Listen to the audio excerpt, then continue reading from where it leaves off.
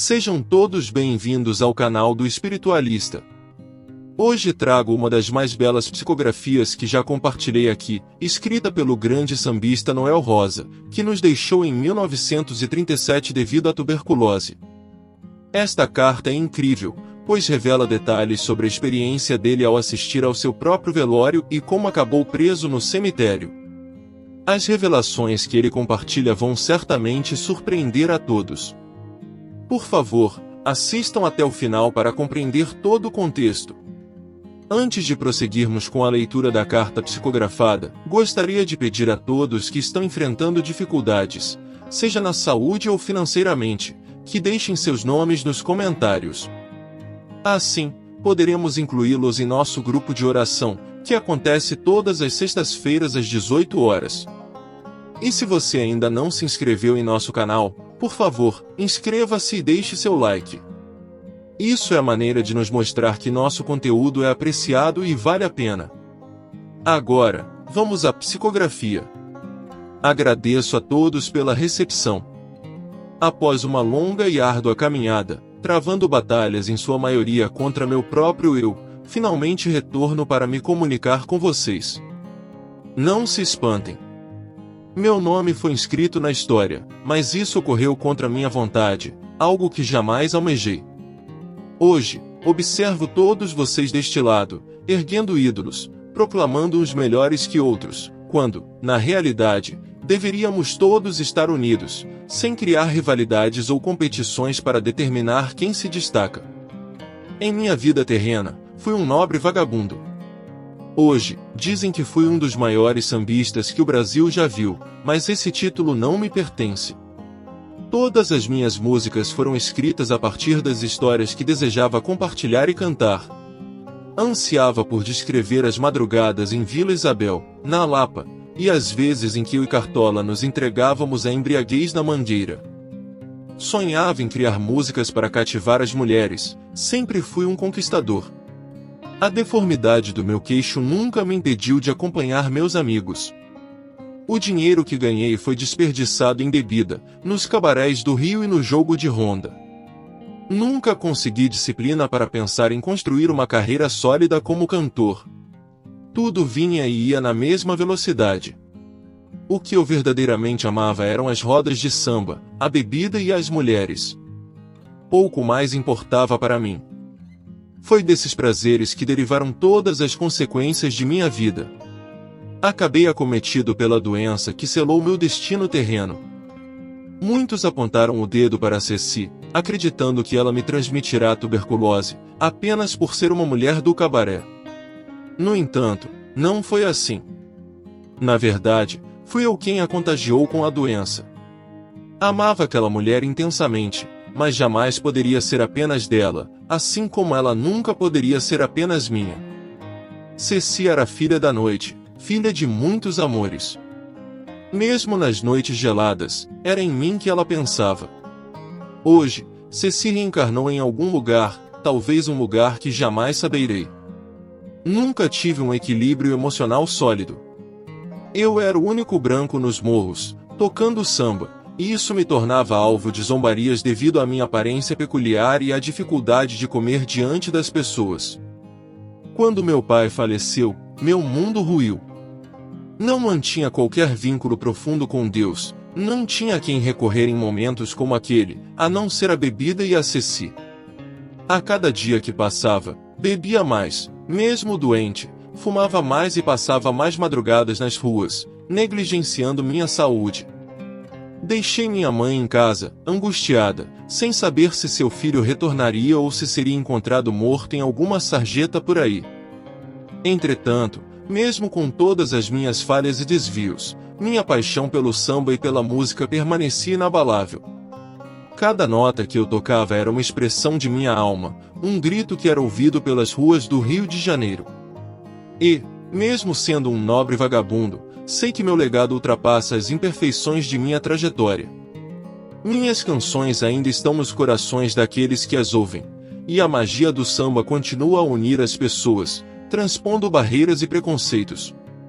Às vezes, olho para trás e me pergunto como teria sido se tivesse escolhido um caminho diferente, se tivesse abraçado uma carreira mais convencional como cantor.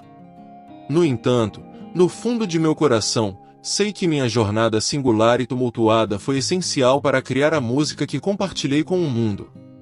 Eu era, afinal, um contador de histórias, e cada expressão em meu rosto contava uma parte de minha vida, uma melodia nascida de minhas experiências e das noites de samba inesquecíveis. O meu fim não se assemelhou em nada ao meu começo. Quando nasci, o médico usou uma ferramenta para me arrancar do ventre de minha mãe, quebrando meu queixo. No entanto, meu fim, de certa forma, foi poético, quase como um malandro poderia imaginar. Encontrei meu destino nos braços de uma mulher, apesar de essa mulher gostar de outras mulheres. Mesmo assim, era uma mulher. Ao desencarnar, ainda sentindo todas as dores da doença, lutando para puxar o ar para os pulmões, olhando as lágrimas dela deslizando pelo rosto, um filme passou diante dos meus olhos. Mesmo partindo jovem, vivi mais intensamente do que muitos velhos que ficaram acomodados nos portões das casas em Vila Isabel, apenas observando a vida passar. Vivi de maneira turbulenta, mas vivi à minha maneira. Mesmo perturbado com a passagem para o outro lado, desejei estar presente em meu próprio funeral. Sabia que ali estava prestes a tocar meu último samba, e que todas as melodias seriam em minha homenagem. Meu enterro foi o mais belo que já vi.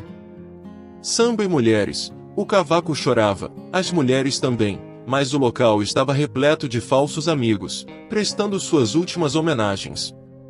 Eu olhava aquilo e soltava palavras não muito gentis. Naquele momento, preocupava-me mais com a festa do que com anjos, arcanjos ou até mesmo com Deus. Queria saber o que meus amigos tinham planejado para mim. Enquanto meu corpo era carregado em cortejo, como se fosse época de carnaval, com blocos nas ruas, alguns riam, outros choravam, mas todos cantavam. Tentaram levar meu corpo para dentro da igreja, e eu protestei. Não me levem para esse lugar, levem-me para o bar. Velai-me em uma mesa de bilhar, com samba e cerveja. Quando tentaram entrar com meu corpo, o padre não permitiu. Ele afirmou que pessoas como eu não poderiam entrar na igreja. Olhando pelo ponto de vista do padre, não posso discordar dele, mas hoje, conhecendo Jesus, imagino que ele me teria acolhido. Então, seguimos para o cemitério, onde meu corpo seria sepultado para dar lugar a um samba. Com toda aquela comoção no enterro, à medida que o caixão baixava, todos diziam adeus. Eu estava lá, observando tudo, pensando, em breve, nós veremos novamente. Se existe um céu, lá deve haver samba. Se existe um inferno, com certeza há samba também. Querendo ou não, todos voltaremos para o samba. No entanto, a cena mais triste ocorreu quando percebi que estavam fechando minha cova. As pessoas estavam partindo, e eu estava ficando lá, sozinho. Ali, entendi que tudo tinha acabado. Que o que fiz durante toda a minha vida foi apenas me enganar, fingir que estava tudo bem. A vida toda me iludi, escondi-me na boemia, nas noites, na bebida e nas mulheres, para evitar confrontar a verdade sobre mim mesmo, que nunca estive bem. As canções que cantei eram o que as pessoas queriam ouvir, ou o que eu queria ganhar com elas, mas nunca falei sobre a dor que sempre me consumiu. Agora, não havia mais escapatória. Tudo tinha chegado ao fim. As pessoas foram embora, e eu estava ali, sozinho, sentindo todas as dores e tristezas, finalmente encarando a realidade que evitei durante toda a minha vida. Eu permanecia preso naquele cemitério, assombrado pelo vazio de uma existência que vivi intensamente, mas que agora encarava sua verdadeira e sombria verdade.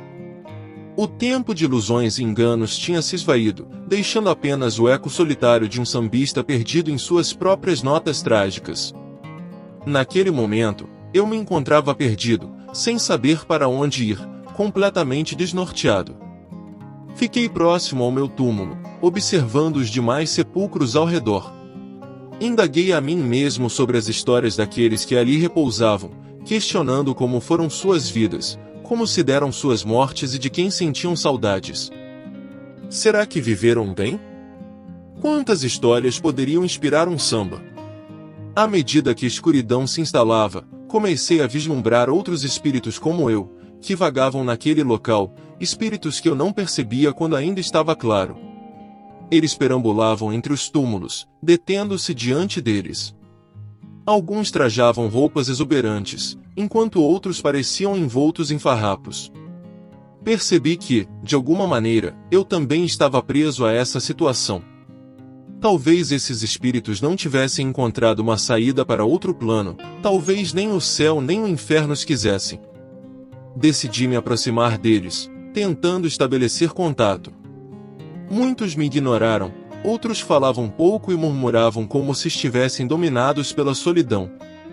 Alguns, porém, compartilhavam suas histórias, revelando que não desejavam seguir para nenhum lugar, preferindo permanecer ali a encarar os julgamentos de suas ações.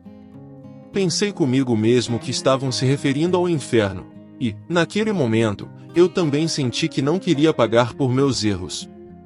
Optei por ficar ali, junto a eles, onde a escuridão do desconhecido parecia mais reconfortante do que enfrentar o destino. Contudo, enquanto observava os túmulos, meu olhar se fixou em um sepulcro onde um espírito de uma criança loura sorria. Aquilo me intrigou profundamente, e decidi me aproximar para entender. Perguntei por que ela estava sorrindo e se estava feliz. Ela respondeu que sim, pois tinha ido ao encontro de sua mãe. Contudo, havia um detalhe crucial: ela estava ali esperando a mãe, mas ninguém mais viria.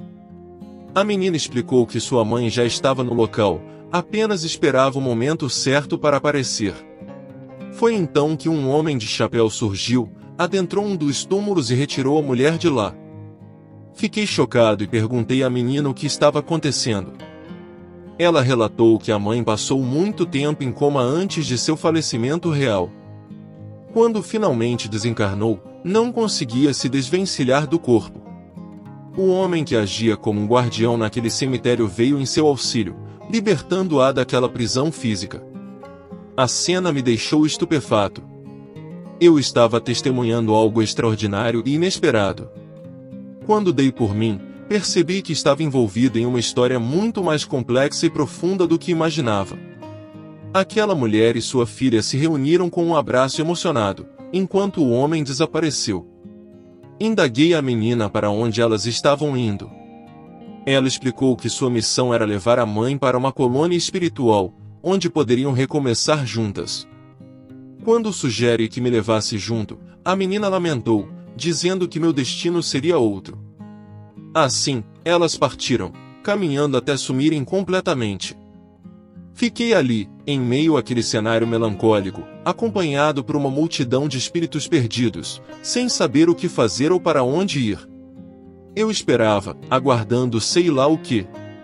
A princípio, pensei que poderia simplesmente sair do cemitério e percorrer as ruas, mas, quando tentei passar pelo portão, algo me segurou. Alguém me alertou para não sair, explicando que aquela área era um campo santo e que, de alguma forma, estávamos protegidos das incertezas do mundo exterior. Então, tive a oportunidade de conversar com aquele homem, que se apresentou como o pai Jacó. Questionei por que era chamado de pai, e ele respondeu que, na terra, tinha muitos filhos espirituais.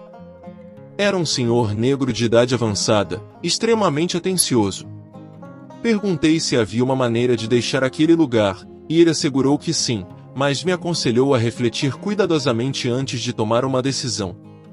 Intrigado, perguntei por quê, e ele explicou que pessoas que acumularam muitos karmas ao longo da vida são enviadas para um lugar chamado umbral, onde passam um tempo para purgar parte de suas faltas. Nesse momento, pai Jacó começou a descrever o lugar para mim, e eu não gostei nada do que ouvi. Perguntei se ele já havia ido lá, e ele respondeu que ocasionalmente fazia visitas quando necessário, mas que não se sentia bem testemunhando todas as consequências que o lugar abrigava. Pai Jacó era um homem extraordinariamente sábio e perspicaz. Ele compartilhou muitos ensinamentos comigo, conhecendo detalhadamente toda a minha vida. Suas palavras gentis abriram minha mente para uma compreensão mais profunda dos planos espirituais e da natureza da vida. Ele também falou sobre o amor de Jesus por todos, mas ressaltou que Jesus não ama nossos pecados. Segundo o pai Jacó, eu havia cometido muitas faltas e era fundamental compreendê-las para ter uma nova chance. Pai Jacó me explicou que, às vezes, os espíritos retornam à Terra através da reencarnação para redimir seus karmas, mas esse processo levaria muito tempo. Antes disso, eu precisaria passar por um tempo de muita aprendizagem. Inspirado por tudo que Pai Jacó compartilhou e pelo tempo que passamos juntos, decidi encarar meu destino. Com coragem, pedi a ele que me conduzisse através dessa travessia e me levasse para onde eu deveria ir. Nesse momento, muitos outros espíritos que haviam testemunhado minha decisão gritaram, pedindo para que eu não partisse. No entanto, eu já confiava naquele velho sábio. Por pior que o destino pudesse parecer, eu acreditava que no futuro haveria uma oportunidade de salvação. Pai Jacó me guiou pela travessia, deu-me um abraço e disse: "Filho, eu voltarei para te buscar.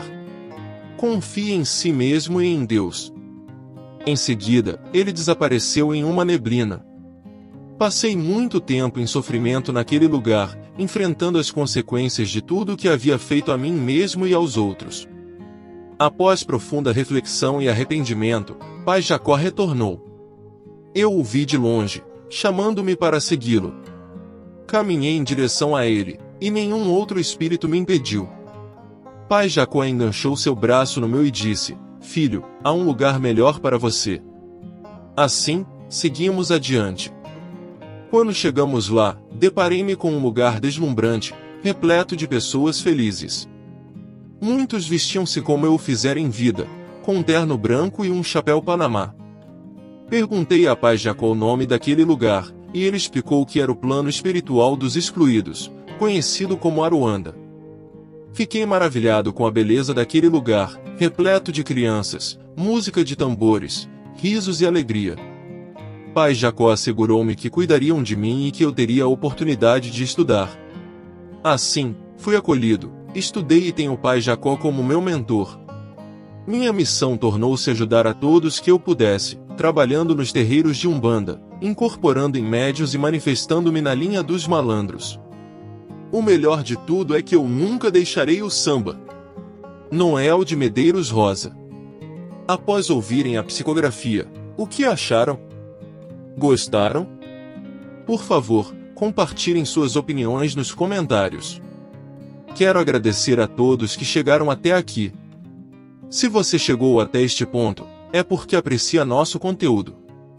Portanto, considere tornar-se membro do canal. Basta clicar no botão de membro, e o YouTube cuidará do resto. Muito obrigado a todos. Um grande abraço do espiritualista.